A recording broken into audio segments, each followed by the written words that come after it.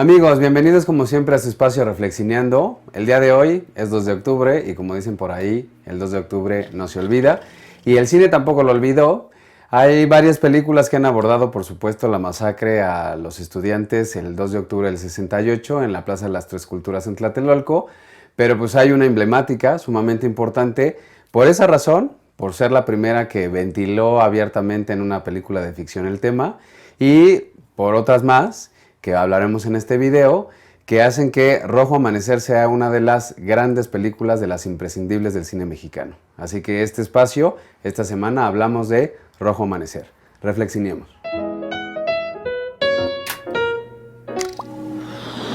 La primera razón por la que Rojo Amanecer es importante, lo comenté ya en la presentación, es que es la primera película que habla abiertamente del evento, de la masacre.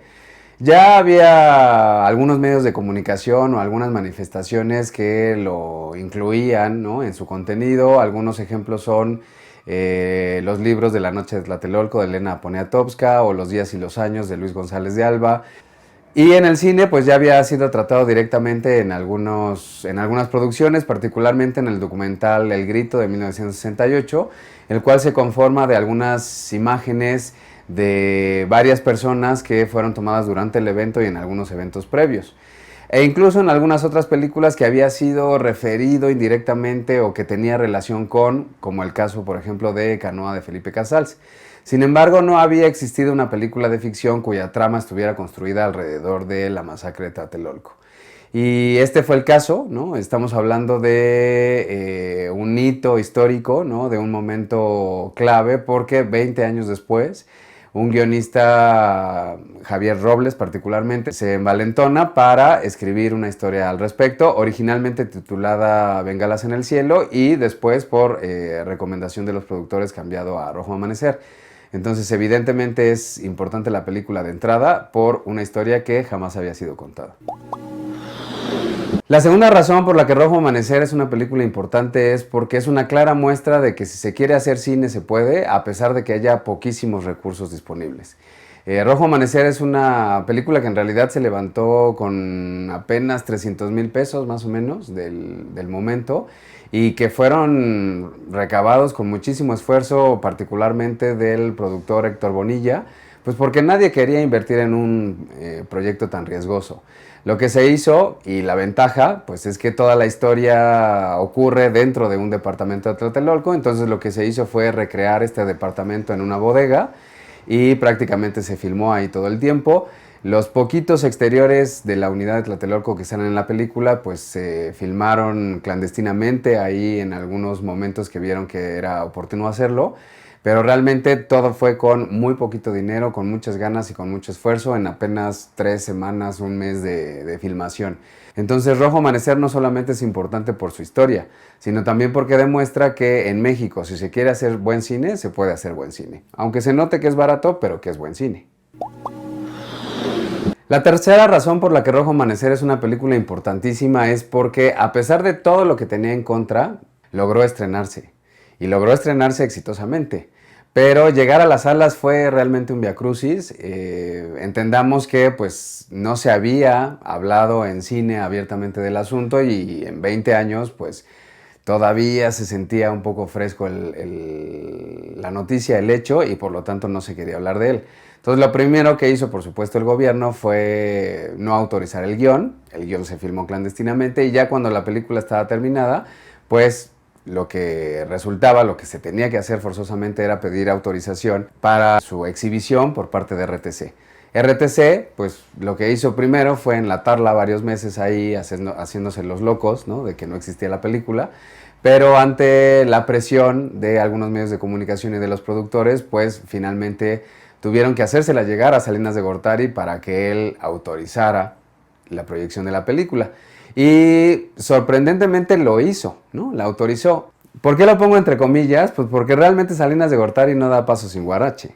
Y en ese sentido, pues tenía perfectamente claro que todavía estaba viviendo como todo este barullo, esta inquietud acerca de que había ganado las elecciones con fraude. y pues lo que más le convenía era demostrar una apertura democrática, una libertad de expresión y pues fue una estrategia, ¿no? O sea, realmente Rojo Amanecer le sirvió para limpiar un poco su imagen y demostrar que era un presidente que estaba a favor de la democracia y de la libertad de expresión. Sin embargo, independientemente de ese factor, tenemos que reconocerle que Rojo Amanecer fue entonces la película que logró sortear la censura, que logró abrirse paso a pesar de todos los problemas y llegar a carteleras para convertirse en un éxito rotundo. En los términos de esos años, pues recaudó más de 720 millones de pesos, ¿no? Y considerando que se habían invertido apenas 300,000 pesos, pues fue realmente un éxito del cine mexicano que pocas veces se había visto antes.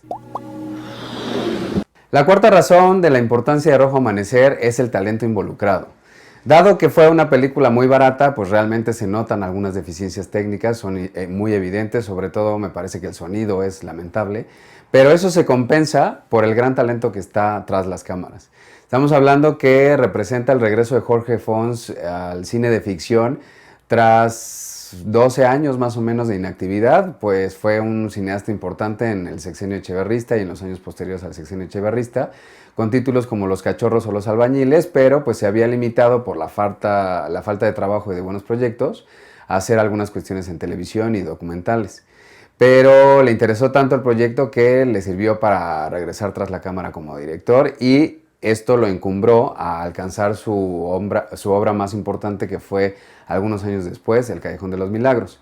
Y en la parte de los actores, pues tendríamos que hablar que Rojo Amanecer de cierta manera conjunta dos generaciones del cine mexicano y que representaría como la punta de lanza lo que veríamos algunos años posteriores. Dos generaciones, ¿por qué? Pues porque aparecen varios de los actores que empezaron a despuntar en el sexenio echeverrista, como el propio Héctor Bonilla y María Rojo, los padres de familia de la historia, Jorge Fegán, que es el abuelo, y por el lado de los jóvenes, pues tendríamos que hablar de los hermanos Bichir, Bruno y Demián, que aquí hacen uno de sus primeros trabajos y que serían un par de caras frecuentes en el cine de los 90. Y por supuesto, pues honor a quien honor merece, porque sin ellos no hubiera existido la película, pues los productores, la lucha del actor Héctor Bonilla por conseguir el presupuesto y del también actor Valentín Trujillo, que no aparece en la película, pero que según se sabe, gracias a él se pudo terminar porque dio el dinero faltante en la recta final de la producción. Y la quinta y última razón por la que Rojo Amanecer es una película obligatoria e importantísima del cine mexicano es porque regresó la confianza al cine mexicano y de cierta manera podemos decir que es la inauguradora de lo que se conoce hoy como el nuevo cine mexicano de los 90.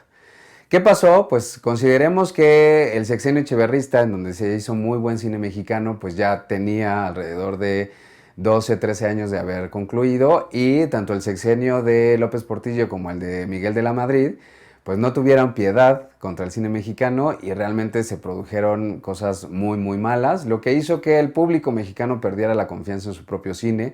Prácticamente a nadie le pasaba por la cabeza ir al cine a ver una película mexicana.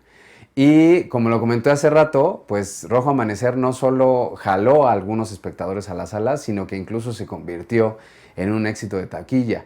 Hay incluso casos de gente que por primera vez en su vida veía una película mexicana en la sala de cine y esta fue Rojo Amanecer.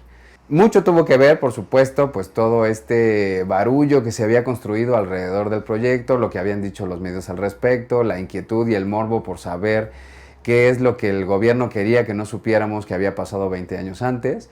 Pero también creo que el público finalmente, o por primera vez incluso, se vio reconocido en una película que estaba viendo y que era una película de su propio país. ¿Por qué? Pues porque vio a personajes como muy tangibles, es una película hasta cierto punto hiperrealista, muy natural, en donde más allá de lo que cuenta del evento de Tlatelolco y demás, pues como todo sucede en un microcosmos, pues es una familia mexicana, ¿no? Entonces, antes de que suceda, por ejemplo, el conflicto central, pues los vemos desayunando, platicando de cosas comunes y corrientes que le atañen a cualquier mexicano, ¿no? Las diferencias generacionales entre abuelos, padres e hijos, por ejemplo. Entonces, todo eso hizo que la gente, a pesar incluso de las deficiencias técnicas de la película, sobre todo comparadas con el cine hollywoodense, cayera rendida a los pies de Rojo Amanecer y la viera incluso hasta más de una vez en el cine.